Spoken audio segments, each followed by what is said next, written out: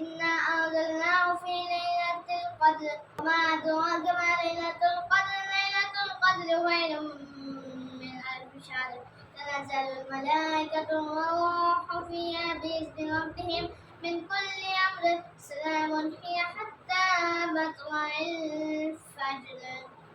بسم الله الرحمن الرحيم.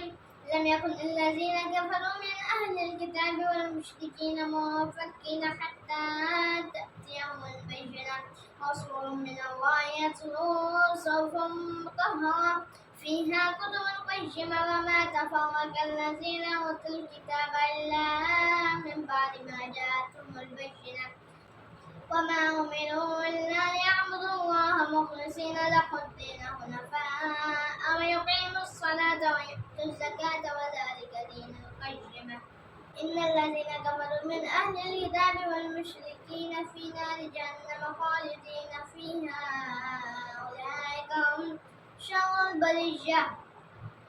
إن الذين آمنوا وعملوا الصالحات أولئك هم خير البرية جزاؤهم عند ربهم جنات عدن تجري من تحتها الأنهار خالدين فيها أبدا رضي الله عنهم ورضوا عن ذلك لمن خشي ربه.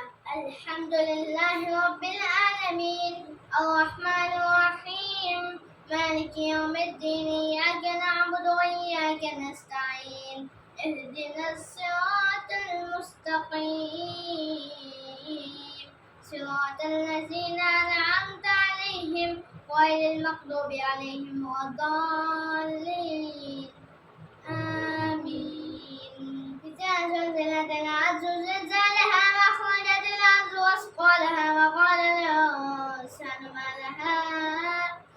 الإنسان ما لها يومئذ يصدر الناس أشتاتا ليروا أعمالهم فمن يعمل مثقال ذرة خيرا يره ومن يعمل مثقال ذرة شرا يره.